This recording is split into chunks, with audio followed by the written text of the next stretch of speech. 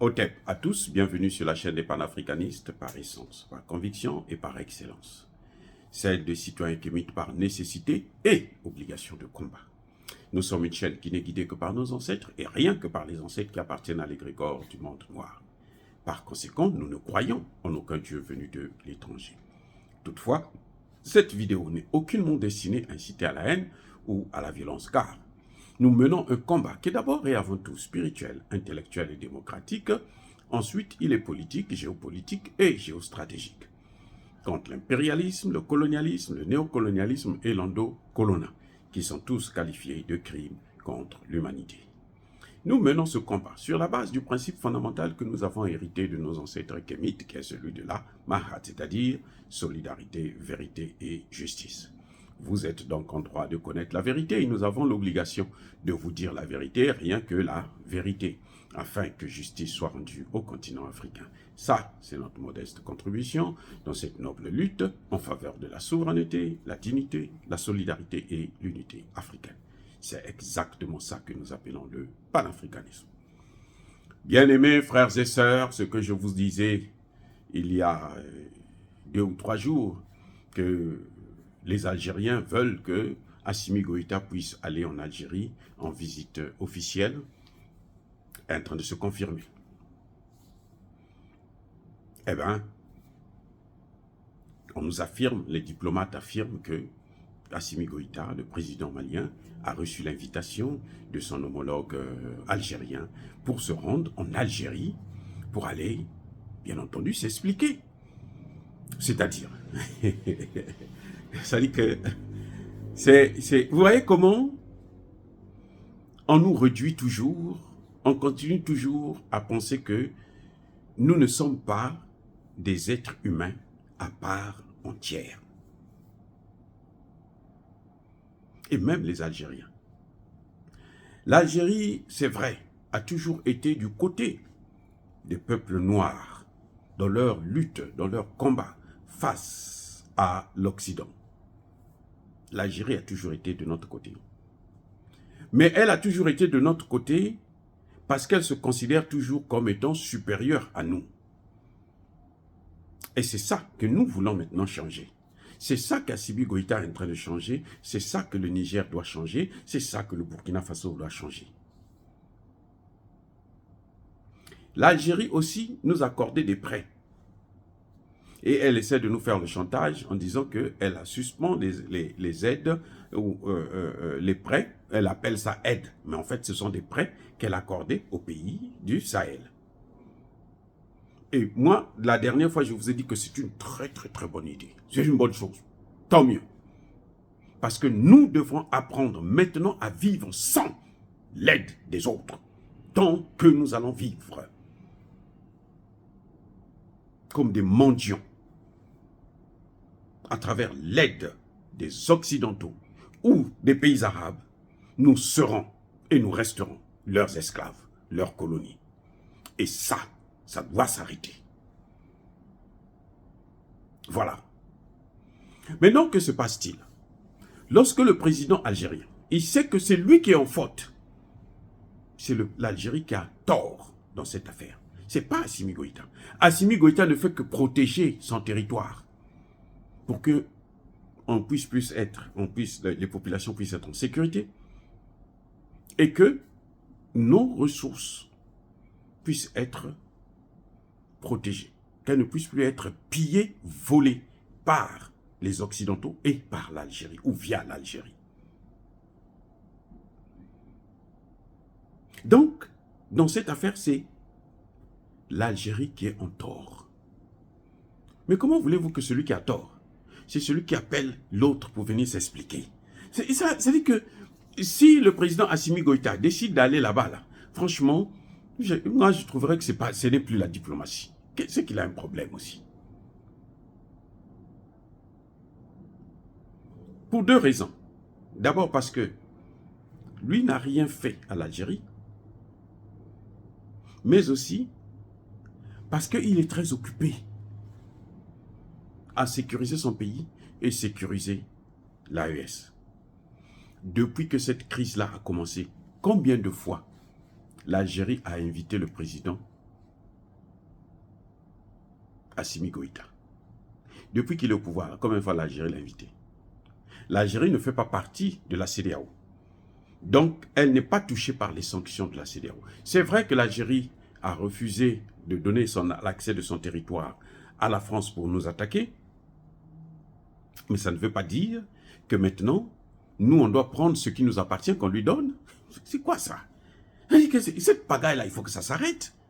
Même les Algériens eux-mêmes, ils ne comprennent pas que c'est fini le monde là d'hier, là où on doit être toujours à la queue des autres. Non, Dieu ne nous a pas créés pour être les esclaves des autres. Point.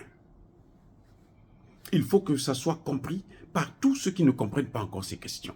Que ce soit par Emmanuel Macron, que ce soit par Joe Biden, ou que ce soit par le président Tebboune, ou que ce soit par le Maroc ou par Israël.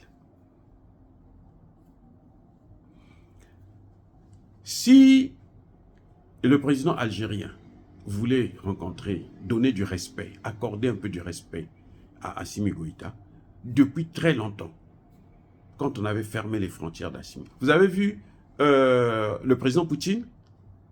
Poutine a invité Assimi Goïta au sommet de Russie-Afrique. Et pourtant, il savait que Assimi Goïta est sous sanction de la CEDEAO et de l'OTAN et de l'ONU. Mais Poutine a dit non, viens. Et il a bien reçu. L'Algérie ne l'a jamais fait, alors que c'est à côté. Assimi Goïta pouvait même aller là-bas en voiture. Maintenant que Assimi Goïta dit non, non, non, non, moi je veux protéger mon territoire, on l'appelle. Hey! Et Assimi Goïta, monsieur le président, avec tout le respect que je vous dois, sachez une chose. Votre vie là, elle est très précieuse pour nous. Pas pour vous, mais pour nous, Africains. Pour la jeunesse de tout ce continent africain. Sachez-le, votre vie là, pour nous là, c'est trop précieux.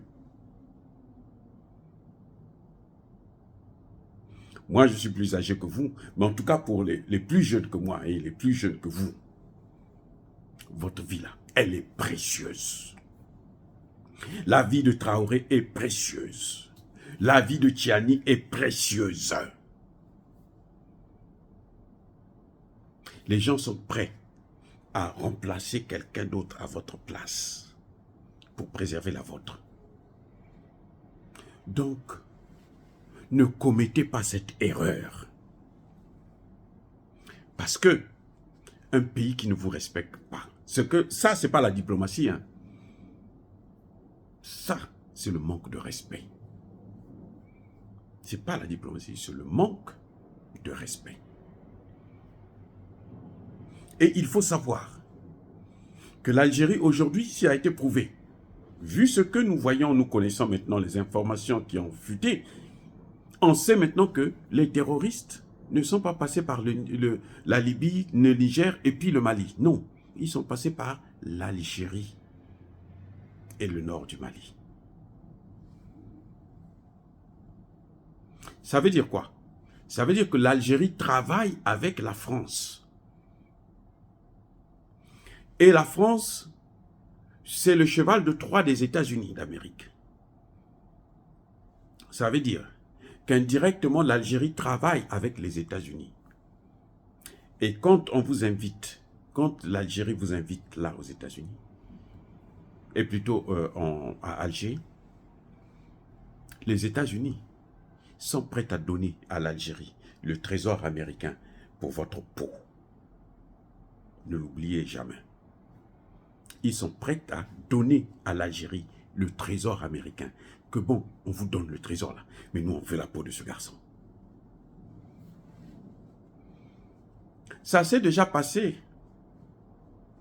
Je pense que c'était en Sierra Leone ou je sais pas moi, où il y a un président. Samuel Doe, je crois, si j'ai bonne mémoire. On l'invite à la négociation. Sous l'égide des Nations Unies, hein, pardon, sous l'égide des Nations Unies. Il vient à la négociation, il dit, bon, tu n'as pas besoin de prendre ton arme, toi aussi, tu veux venir comme ça, seul, sans arme, avec des civils et tout.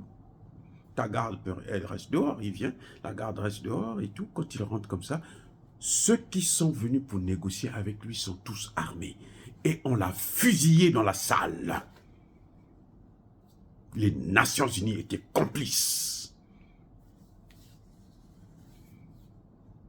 Tout ce qu'on appelle pays étrangers là, complices. Mais attendez, Monsieur le Président, mais vous vous souvenez de la Côte d'Ivoire? C'est le représentant spécial de l'Organisation des Nations Unies. Donc, le secrétaire général de l'Organisation des Nations Unies en Côte d'Ivoire, qui a proclamé les résultats et donné Alassane Ouattara gagnant. Entre-temps, l'ambassadeur de France et l'ambassadeur des États-Unis ont kidnappé, ils ont kidnappé le président de la CENI, de l'organisation, le président du comité national je crois, indépendant de l'organisation des élections. On l'a mené dans un hôtel, là où se trouvait Alassane Ouattara. On dit, bon, maintenant, proclame Alassane Ouattara gagnant. Deux ambassadeurs. Hein. Vous voyez à quel point ces gens, ils sont sans scrupules. Sans scrupules. Quand l'Algérie vous invite, on peut vous empoisonner. On peut bombarder votre avion avant qu'il n'atterrisse. On peut bombarder votre avion quand il s'en va. Et l'Algérie va dire quoi? C'est parti, il est mort, c'est tout. La vie continue. Donc, pour toutes ces raisons-là, je ne pense pas que ce soit nécessaire pour vous de même regarder ce genre de choses. Vous avez un ministre des Affaires étrangères. C'est lui qui était au Maroc, non? Envoyez-le aussi en Algérie. Il n'a qu'à aller s'expliquer là-bas. Lui, c'est un grand diplomate. Il va aller faire ça. Vous, vous êtes un militaire.